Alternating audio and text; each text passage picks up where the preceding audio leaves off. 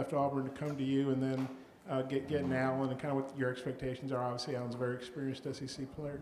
Yeah, thank you, Bob. Good morning. Always have great memories thinking back about the state of Arkansas. You know, our team at Little Rock was special. Our team's really connected today. We've already had several of those players visit us in Oxford in our first 5 or 6 months. So Wes Flanagan is a huge, huge addition to our staff. Before I ever started talking about basketball, he's one of my best friends in life. What we built together and experienced at Little Rock was special. And then our friendship since then, certainly pulling for him and his time at Auburn with Coach Pearl. And then, so Wes has just been a dear friend. So from a basketball standpoint, you know, one of the best players that ever played in the SEC at the guard position at Auburn. And his son, Al's got a chance to be in that same category. So I'm blessed to not only have a great coach back on our staff, but one of my best friends.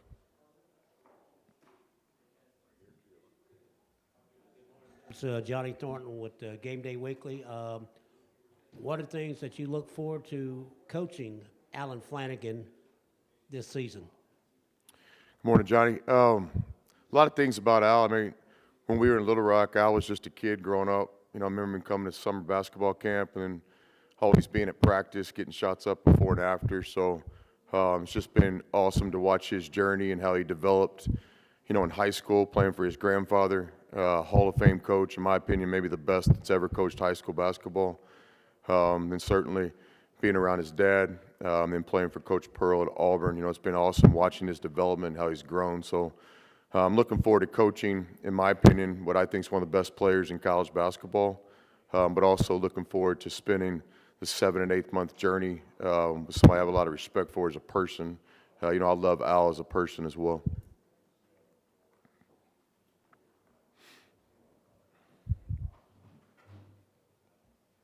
Hey, Coach. Matt Cohen, AL.com. I guess another Alan Flanagan question. What has he already brought to you that you know, to bring him to SEC Media Days in your first year, first time through, kind of to have that confidence in him already, or kind of what he's already brought in as you start building this new program? This is Al Flanagan. Good morning. I don't mind it. He really is a good player. You know, I think with you know, what players want, I think at the core is they want a coach they can trust. And I think what a lot of players don't understand is that's what we want as coaches. You know, ultimately we want guys that we can trust. They're going to buy in and do what the organization, the program stands for, and count on them in times of adversity to bounce back, and count on them in times of success to stay humble and keep grinding. So in a short amount of time in Oxford, you know, Al's earned my trust as a player. He's a guy that shows up every day, does what's expected of him. He obviously produces as well. So we're excited to have Al in this first year's Ole Miss team.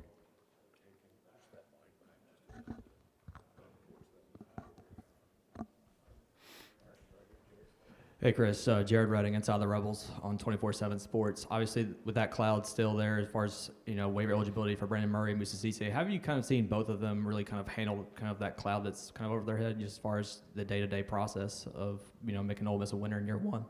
Yeah, both guys, Musa and Brandon, have attacked this situation. I think with a lot of professionalism, there's a lot of maturity.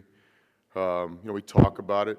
We have a truth-telling program. We don't spend a lot of time in our organization trying to play mind games. We put it out there. So there's obviously a lot of unknowns right now, especially as the season approaches quickly. Like we have our first outside competition this weekend.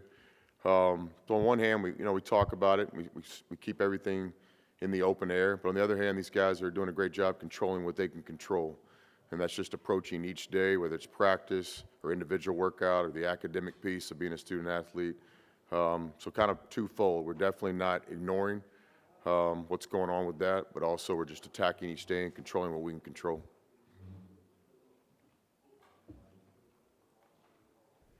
And I know you got another kid on your roster from Arkansas, Rashad Marshall. I think you had to re-recruit him, right, because he committed to Kermit and all that. What are you expecting from him? How good a player do you think you got in him? Yeah, we do think we have one of the best freshmen in the country in Rashad.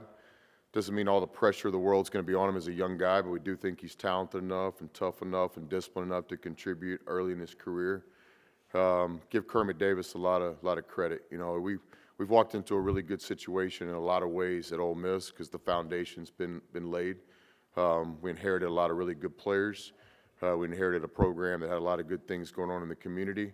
So we're just blessed to follow Kermit. In my opinion, one of the best guys that's ever done it in college basketball, and certainly one of the best guys that's ever coached in the SEC. And Rashad had been in Kermit's recruiting class, and with the help of Wynn Case, who is on our staff, we did a good job, I think, re-recruiting Rashad. But we're excited to have him. I think he's one of those freshmen that, as the season goes on, will prove to be a really good freshman this year in college basketball. Last year in that exhibition game, you kind of had your way with him, but I don't know how well you know Eric. What do you thought about the job he's done? He was a guy that went from being an NBA head coach to a college assistant, kind of humbled himself to learn the college game, and then he was one of the first guys to take advantage of the portal. Just kind of wonder what you think about Eric and the pathway he's taken from transitioning from NBA to college. Yeah, I know Muss. I would say we're friends. We've talked about basketball a lot. I think we played each other 3 times when he was at Nevada and we were at Texas Tech. We had a non-conference game, great game. We played in the NCAA tournament, another great game. Came down to the buzzer. And then last year we were able to play in a charity exhibition game, which I think was great for both teams. He's a guy we've exchanged some basketball ideas from time to time. I have a lot of respect from him on the outside looking in. We don't vacation together. We don't, exchange Christmas gifts, but I think there's a lot of respect on both ends. So I got a lot of respect for their program, how they recruit, and how they coach, how they player development. So I wish him the best of luck this season.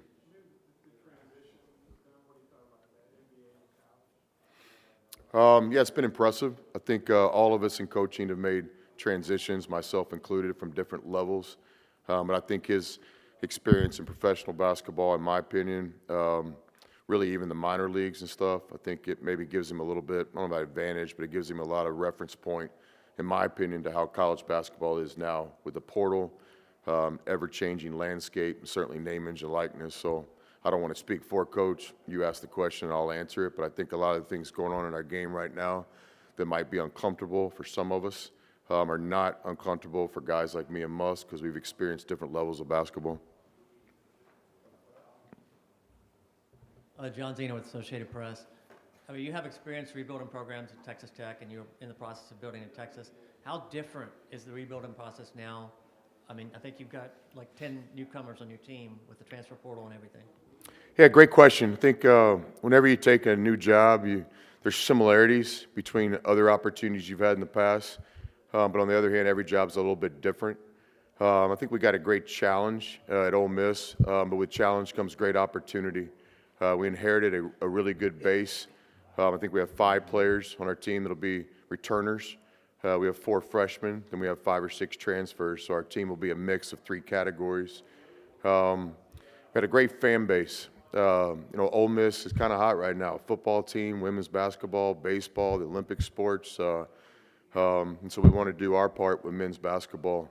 Easy to sit up here and talk about, very difficult to do, but we have a lot of optimism. And we've got good players. We're early in our journey. We're fighting time more than anything. Yesterday was our, I think, 15th practice, and so but we're excited. A lot of optimism in Oxford right now, and I think the main source of that is we got good players.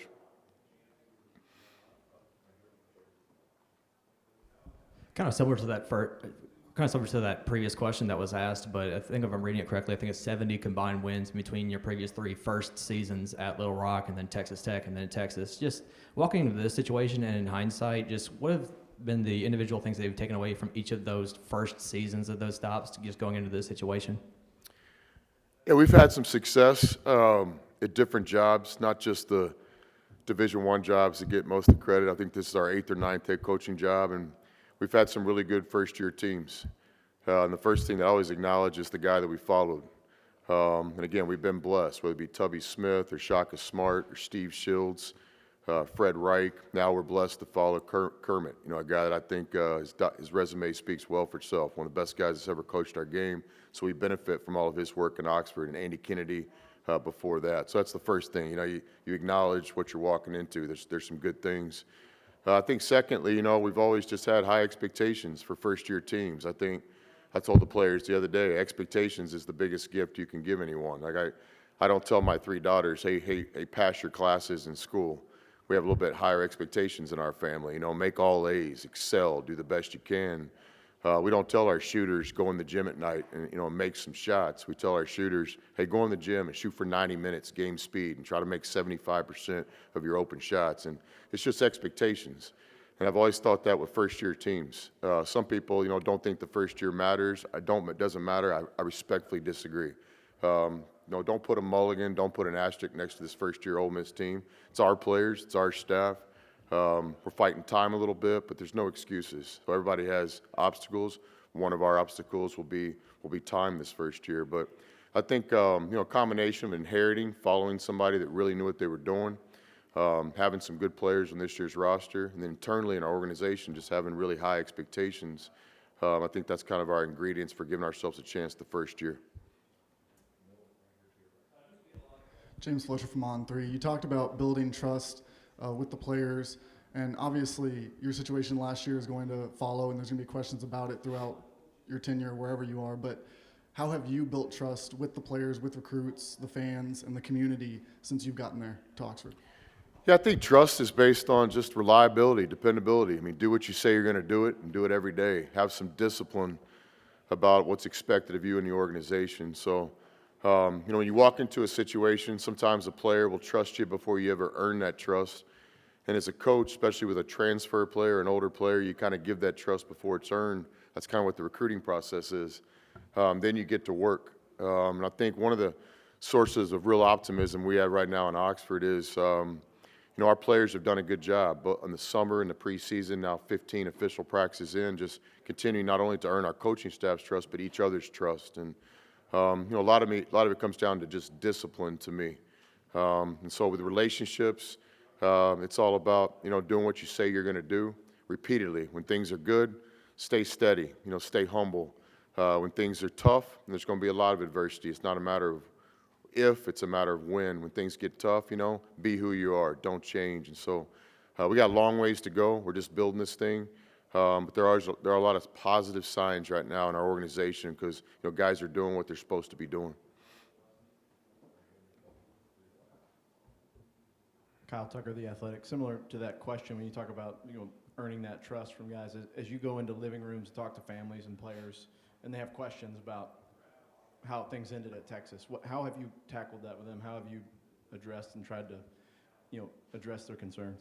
Yeah, one way, the truth. And just talk about the truth, not only what's happened the last couple of months, but what's happened in my whole career.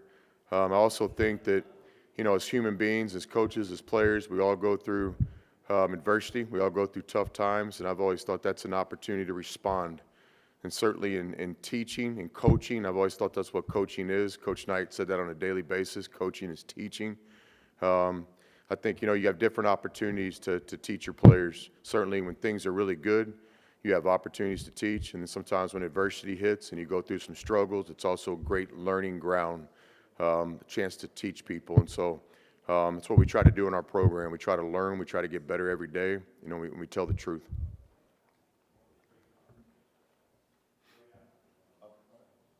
Another question about Arkansas. Well, sort of. It's about your athletic director. You know where Keith's from, right? He's from Arkansas. He's from Perryville, Arkansas. Let's talk about Arkansas. What's your favorite restaurant in downtown Little Rock? I live in Fayetteville.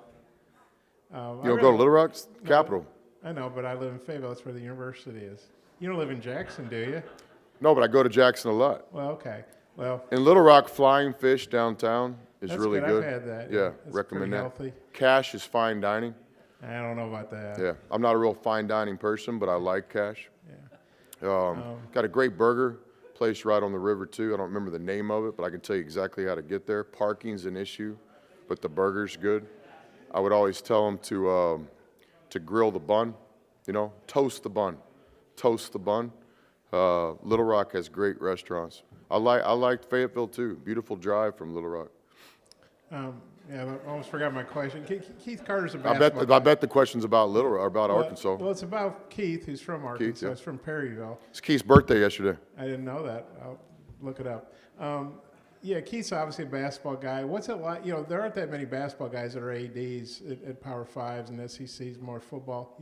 What's your relationship like with Keith, and what did he do to help, you know, convince you that Ole Miss was a good opportunity? And just what's that dynamic like when you have an AD who is a great basketball player?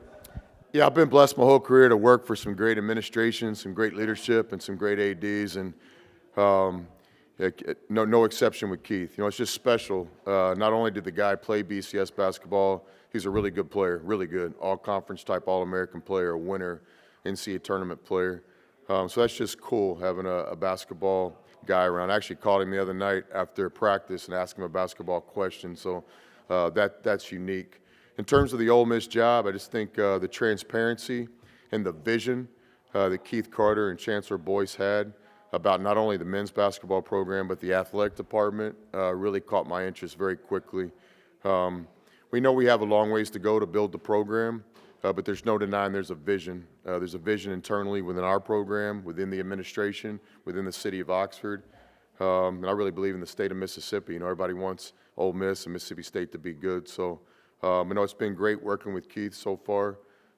Yesterday, first time I've ever done this. It wasn't my idea, but we gave the AD a birthday present. It was a little out of my comfort zone. One of our guys came in and said, "Do you want to send Keith crumble cookies?" I didn't know what crumble cookies were, but they brought them by, and they're not cookies. They're like mini cakes. These things are ridiculous. You ever had crumble cookies? Do they have crumble in Arkansas? You ought to check that. You're the expert of all things Arkansas. You should know if crumble cookies is in Arkansas. Anyway, we sent Keith. It's kind of out of my comfort zone to send another man cookies for his birthday, but I didn't consider these cookies. I considered them cakes. And so, yeah, we sent Keith a birthday present yesterday. Shout out to the boss. Happy birthday, Keith.